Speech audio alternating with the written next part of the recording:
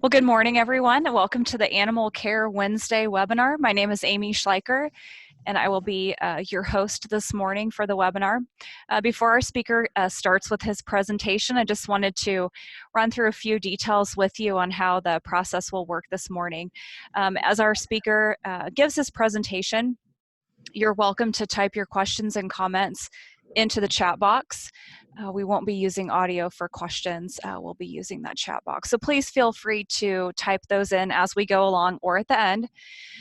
Also, at the end of the presentation, you'll see a brief survey pop up on your screen. If you could please fill that out, we would really appreciate your feedback.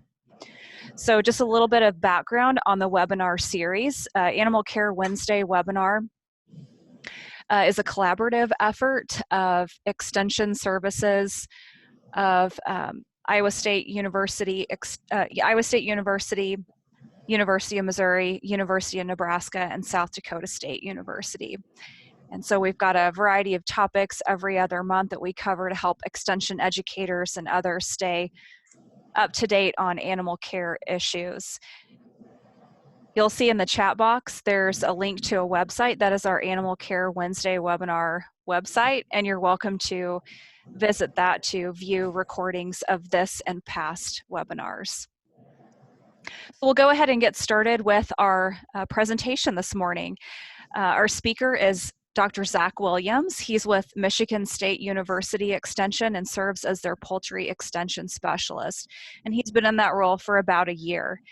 He's got background, his education is in poultry science from Mississippi State University and Auburn University. And he's got some background with the USDA ARS, with poultry health and other areas, and has a strong interest in poultry diseases and as well as mass mortality composting. So with that, I'll hand things over to Zach. His presentation this morning is going to talk about kind of a hot topic here lately, and that is livestock in urban areas. In particular, this morning, he'll be talking about chickens being raised in the city. So Zach, I'll hand things over to you. All right, thanks everybody, or thanks Amy, and I want to thank everybody for joining us this morning. And like Amy said, I'm going to talk about city chickens or urban poultry, which is a very hot topic. I get probably several phone calls or emails every week about people either wanting to know what their laws and regulations are, or wanting to change them, or wanting to know how they can get poultry in their city. So I know we have a short time, only about 15 minutes today, so I'm going to kind of give you a big, the 50,000 foot view of urban poultry. All right, the first thing I want to talk about are laws and regulations. Of course, this is where it's all going to start. Most towns now and most states are either they have laws in place or they're working on putting them into place. And the laws and regulations are going to vary from place to place. Of course, you have state laws, then you'll have city laws, and you'll have more local laws, depending on how large the town or the city is. And the best thing to do for anybody who wants to start with urban poultry is to check these laws with their city hall or their local government to find out exactly what they are. A lot of people that call just sort of get chickens, and then later when animal control comes by and takes them, they get all upset because they didn't know they couldn't have chickens within the city. Well, they didn't go to check the laws. A lot of the laws follow a same structure. Most of the times you will have the laws will be set by the number of birds that they're allowed to have on their household or their property. Around here, and I know nationally, we recommend 4 to 6 birds as the max per household. That's a good number that most normal sized backyards will be able to contain. If you get any more than that, you're going to start to get some pest and waste management and noise issues. So most places are less than 6 birds. A lot of them are less than 4 birds. Roosters, most places are going to have specific laws stating that no roosters are allowed. And we'll talk about why later, but mostly just because they're noisy and you don't really need them. And a lot of places also have species-specific requirements. Most towns and cities are going to allow chickens and nothing else. As far as birds go, chickens are the easiest to maintain in a small area. They're also less messy and less noisy and have a lot less management problems than things like ducks, which make a big, muddy, sloppy mess everywhere they go, or things like peacocks, which are really loud and they fly all over the neighborhoods, or things like animals like pheasants or geese. You'd be surprised. I've seen all of these in people's backyards and neighborhoods. And then setbacks. And setbacks are a lot of places don't have setbacks, but some places do. I personally think it's a good idea if you're going to start laws in urban poultry to have setbacks. And a setback is really just how far your coop or your chickens have to be from your property line. And this sort of gives a buffer zone between your poultry and your coop and your neighbor. It's good for things like if your neighbor has dogs, they can't really pull them through the coop or the fence if they run on the line. And you can get through there with the lawnmower and keep the coop in your yard looking nice. So setbacks somewhere in the 5 to 10 foot range will be good enough and wide enough to allow you to mow and keep everything maintained. All right, housing requirements. Some states and cities have very specific requirements for housing. They'll say each chicken has to have so many. In Michigan, we have laws that say, for example, that a chicken has to have so many square feet of inside coop space and then so many square feet of outside coop space. Some places don't. This is just one that's going to vary from place to place. But in general, they do have, poultry and chickens do have specific space requirements inside the coop. We'll talk about those in a minute. Housing requirements, I'm also not going to get into the real nitty gritty of designing coops because their designs are all over the place. But we'll talk about specifics and generalities of how much feeder space they need, how much water space, how to construct a proper nest box. And of course, they do need perches. Perches are simple, just a pole that they're going to roost on. Round poles work better. It's easier on their feet. And of course, it needs to have enclosed walls inside the coop that they would stay in at night needs to be fully enclosed.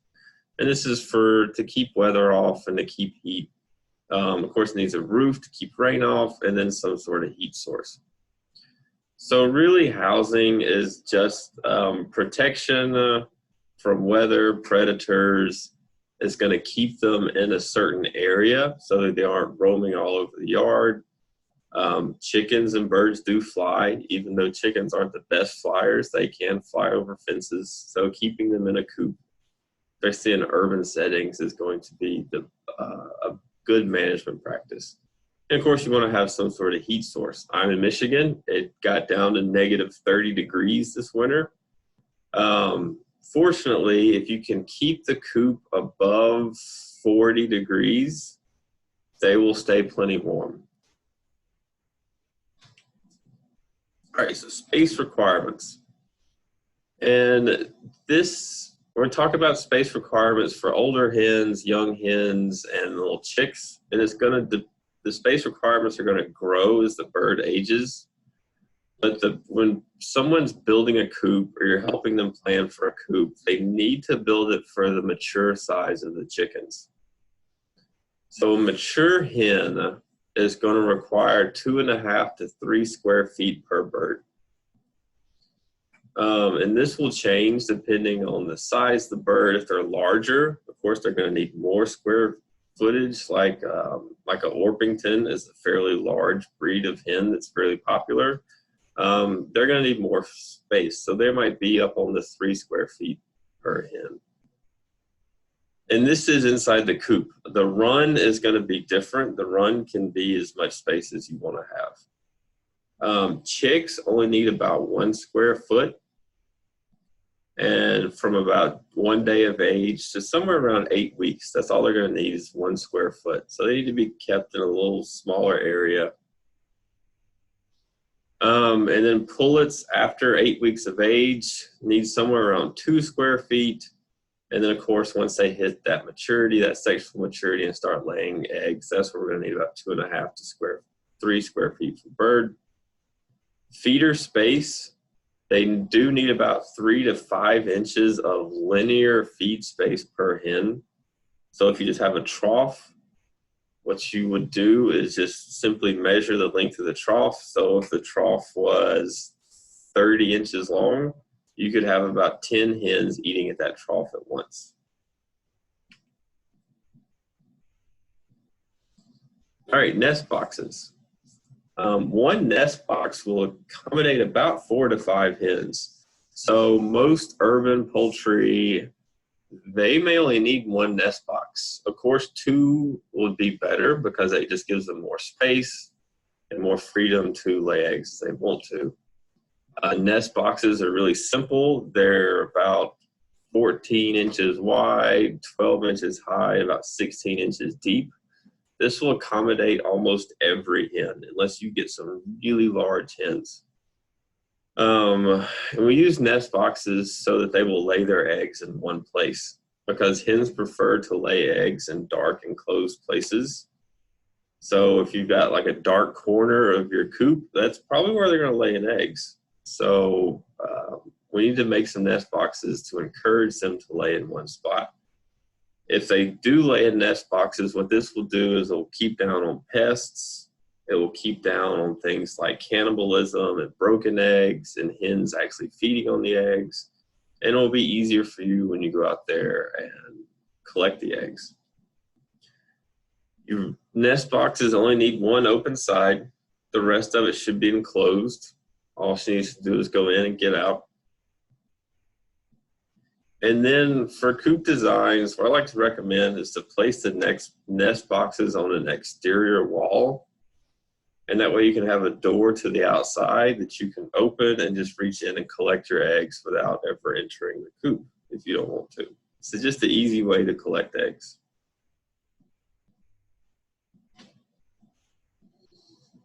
All right, nutrition. Feeding chickens is pretty simple. My recommendations for whatever people want to raise, if they're raising egg chickens, chickens for meat, chickens for show, is to just go to the feed store and buy a feed that matches the age and type of chicken. A lot of people get really worked up and try to do all this fancy feeding and get all this extra stuff and scratch grains and make their own feed, and it's never as good as if you just bought a complete mixed ration. Usually in pellet form is the best. They're going to get the best nutrition if you feed them pellets. So buy a feed that matches the age and type of chicken, because those feeds are formulated for certain chickens and ages. Food scraps, a lot of people feed these. These are okay in moderation. What I like to recommend is to feed the chickens their complete feed in the mornings and leave it out for about 30 minutes. Within that 30-minute time frame, they will eat everything they want to. Then you can remove that and put it up for tomorrow. Again, this will also reduce pests and flies. If people are gonna feed things like scratch grains or table scraps, they really need to do that in the evening after they've already consumed like a whole complete feed. This way you're not diluting out the feed and the nutrition and the nutrients that they will need. And 99.9% of the time, supplements are not necessary. The only supplement I ever recommend is oyster shells for hens that have been laying a while, and if someone starts to see some soft-shelled eggs or some really fragile thin eggshells, then they should supplement with oyster shells. Other than that, most of the rest of it is pretty much just a waste of money. Most of them don't work. It's just a lot of snake oil. All right, some health issues. We've gone through husbandry. Unfortunately, this health issue with humans and keeping pets is an issue that's really gaining some traction. And it's mostly because people are viewing chickens as pets. And they're not. You've probably seen in the news the last couple of years, we've had a lot of outbreaks from salmonella from live birds. And it's generally from people that are keeping poultry and they're letting their kids play with them, or they're bringing them in the house and treating them like pets. This is a bad idea. They're livestock animals. They do carry things like salmonella and other zoonotic organisms that can make us sick. So my recommendation is to don't kiss your chickens and don't let them in the house.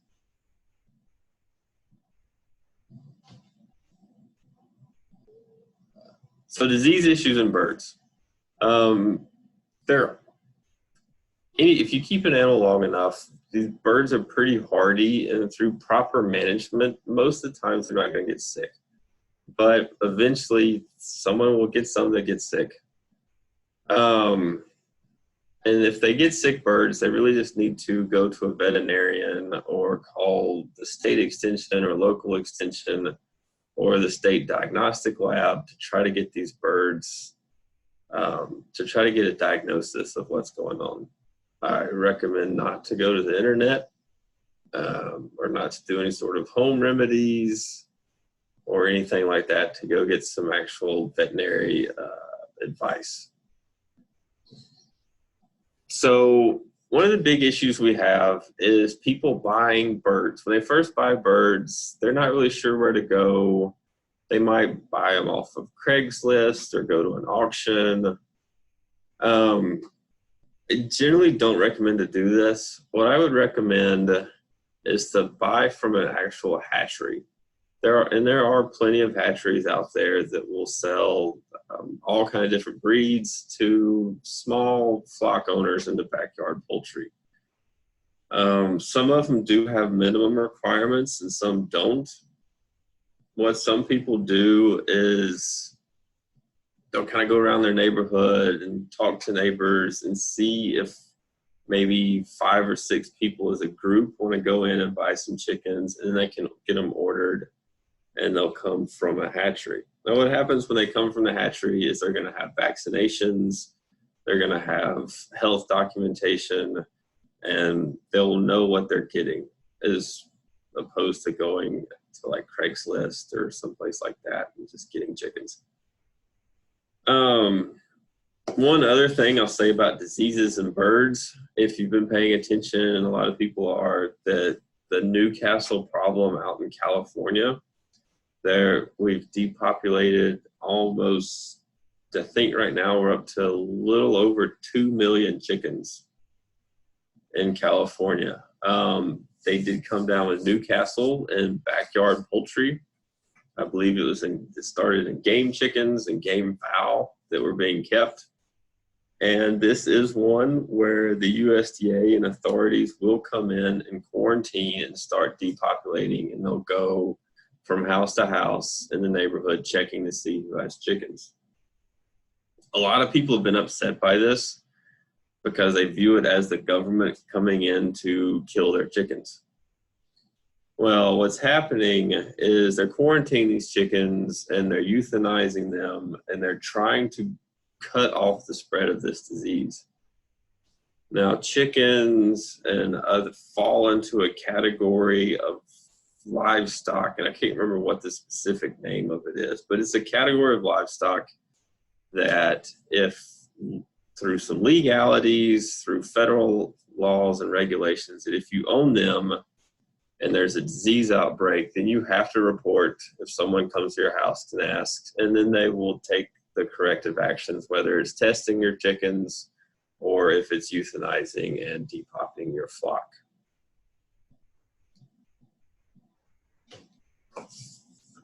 And on that, I'll talk a little bit about biosecurity. There's a really good program put out by USDA APHIS called Defend the Flock.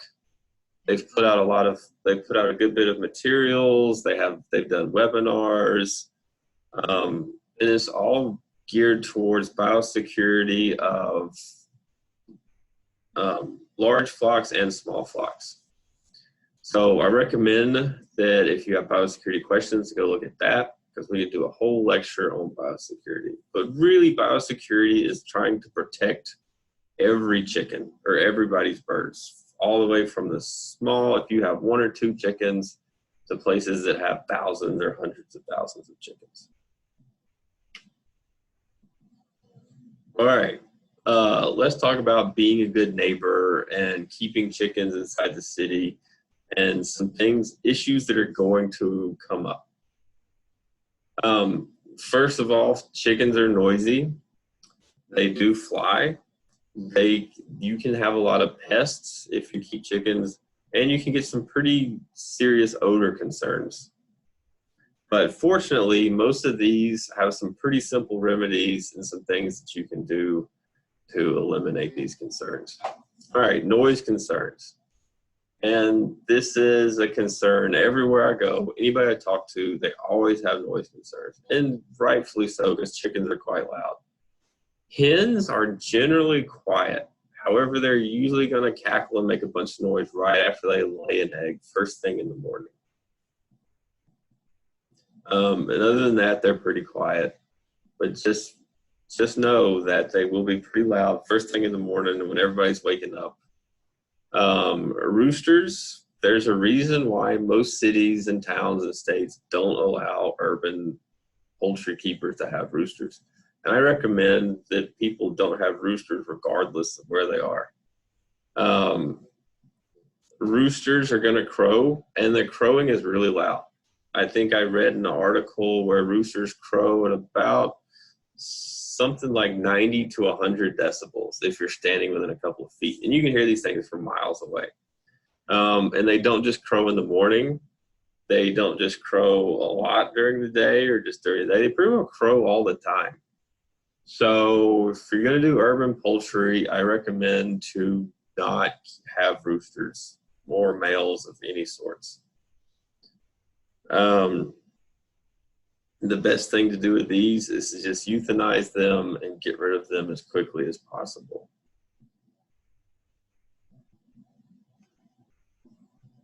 Flying, of course, chickens will fly. They aren't really good at flying, but they will fly. And what they will do, especially when they roost at night, is they want to try to get as high as possible. So if you leave them outside and it starts getting dark, you're probably going to see them in the tallest tree out there, all the way up in the top. And they can also fly over fences, no matter how high it is. So my recommendation for everyone is to just keep them inside the coop and to build a large outside run that really just has fence wire or net wire in it, so that they have a lot of extra space to run around during the day.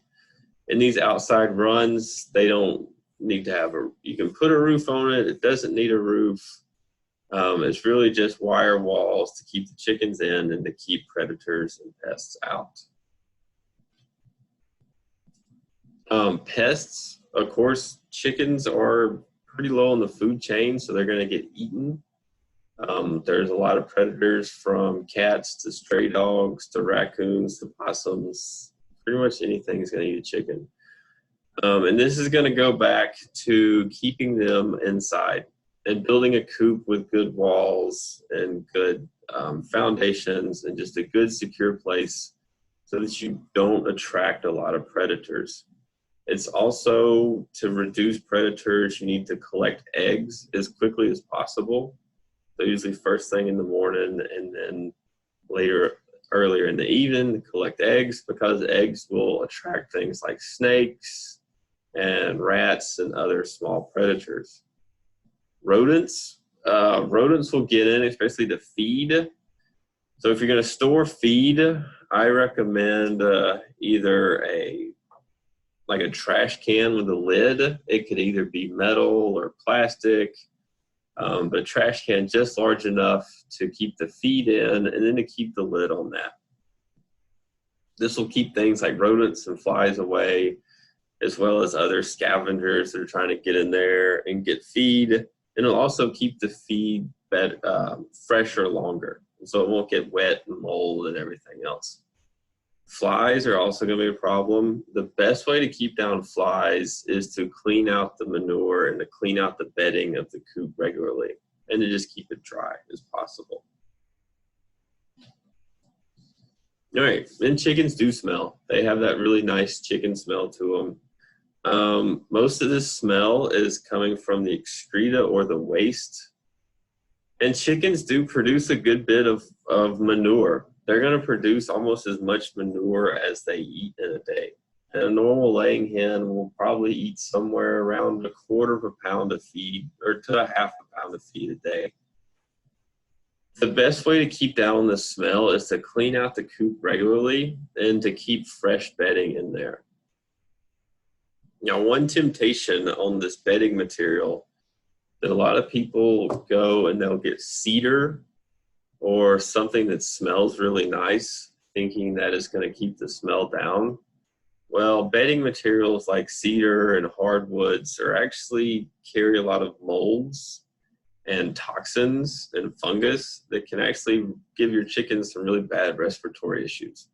So I recommend just normal pine shavings, and to keep those changed, keep them changed pretty regularly. You'll notice when your bedding material starts to kind of go from primarily just shavings to really more manure. And the best way to keep down on the smell is to just keep it dry and to don't overfeed protein. That smell is ammonia, and that's just produced from excess protein. And then, of course, the manure makes excellent fertilizer. You can go ahead and spread it across your lawn if you want to, or if you have a garden or flowers. It's really good fertilizer, and it's free. And you can also use it to compost. All right, what do we do when they die? Because eventually, inevitably, they will die. Unfortunately, you cannot just bury them in the backyard. What you'll need to do, and what your farmers will need to do, is to contact the waste or the garbage pickup and ask them if they will take animal carcasses. Some will and some will not.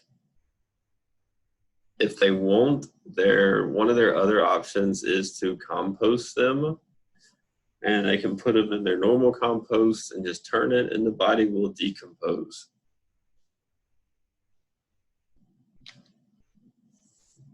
All right, breeds. I'm not going to get into specifics on breeds, but most of the breeds that keep good in urban poultry are going to be dual-purpose breeds. So they're going to be large, heavy breeds that will lay a good amount of eggs. Breeds like single comb white leghorns or any of our leghorn hens are not real good for backyard environments. They just don't have a temperament that is going to do well in that kind of environment. They're kind of loud and flighty, even though they are the best egg layers. So things to look for are good temperaments. If you want them to be docile and calm and not real noisy and sort of just really mellow breeds. Some good breeds to look at are the Orpingtons. They come in all different kind of colors. These are large birds. They're really good in all sorts of climates. They're probably our most gentle breeds of chickens that we have, and they're gonna be good egg layers. They'll probably lay 150, 180 eggs a year, or somewhere around 150 eggs a year. And another thing to think about is the climate. Of course, smaller breeds are gonna do worse in colder weather. So the colder you are, the larger you want your chickens to be, just because they can handle that temperature and that climate change better. So to wrap up, the first thing they need to do is to look into and know your local and state laws. And they may be different. The state may have, our state in Michigan the state has very different laws than a lot of the local laws. So they need to know these first. And then they need to have a plan as far as where they're going to put the coop, what breeds they're going to get, how they're going to handle manure, and then also how they're going to handle things like if mortality, if some of them die. And then just be a good neighbor. And that just goes to not getting roosters, not having a lot of chickens, also not letting them free range and roam all over the neighborhood. And then one thing that will go a long ways we recommend is to just going around to their neighbors and saying, hey, we're gonna get some chickens. Just wanted you to be aware of that, and ask them if they have any concerns or questions. And then just remember, they are still livestock and they're not pets. So with that, if anybody has any questions, that's going to be the end of my slideshow. Thank you so much, Zach. We do have a question in the chat box. Can you share a little bit more about the Defend the Flock USDA program? From what I know of it, it's APHIS or USDA just started this, I think, a year or two ago. And they've developed a lot of educational materials. They have regularly scheduled webinars that really just focus on good biosecurity practices. And they're aiming it at both, they have sections for backyard and small poultry, and they have sections for large poultry. And really what they're doing is teaching about biosecurity, how to keep diseases out, and then sometimes what would happen in the case of a reportable disease.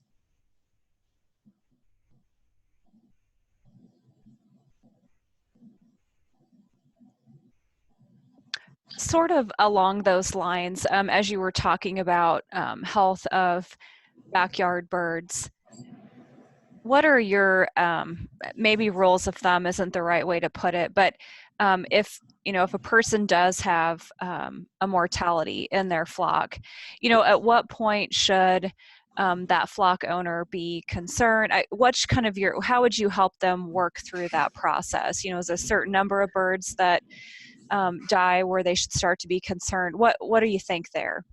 Okay, so I mean, sometimes they just, like any other animal, sometimes they just die for one reason or the other. If they don't have any signs or symptoms or any outward signs of disease, I wouldn't be concerned, just because you never know what might happen. If you do see some outward signs of disease, especially if you get it more than just one, that would be when I would start to be concerned and to contact like a local veterinarian or state extension or or either like your state diagnostic lab to see what they need to do. But if they just have one that just kind of dies, I wouldn't worry too much. It's when you start seeing symptoms and then multiple ones that start coming down with the symptoms that it's some sort of communicable disease.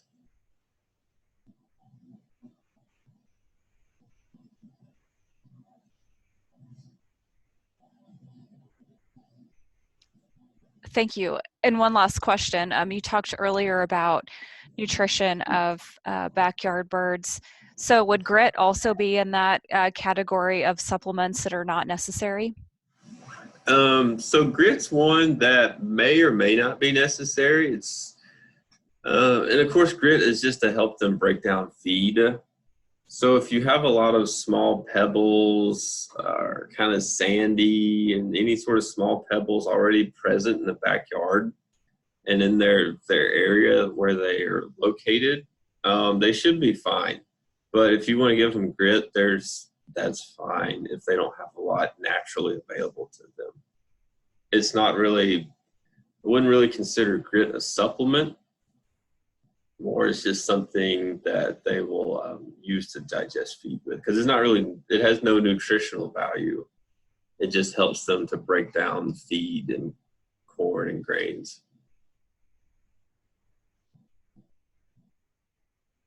So again, that will depend on whether or not natural grit is present or not. Most of the times I would think in backyards, there's probably not going to be enough present, or else they're not allowed to roam enough area. So in backyard poultry, supplementing or giving them grit might actually be a very good thing. It was a good question.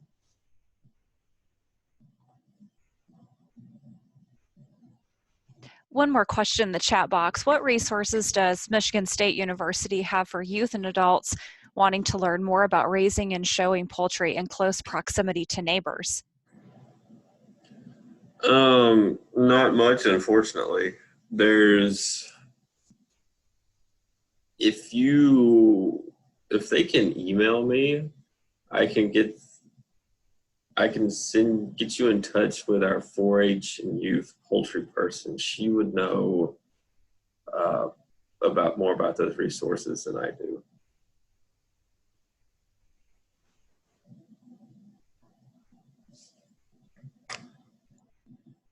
Okay, great. Thank you.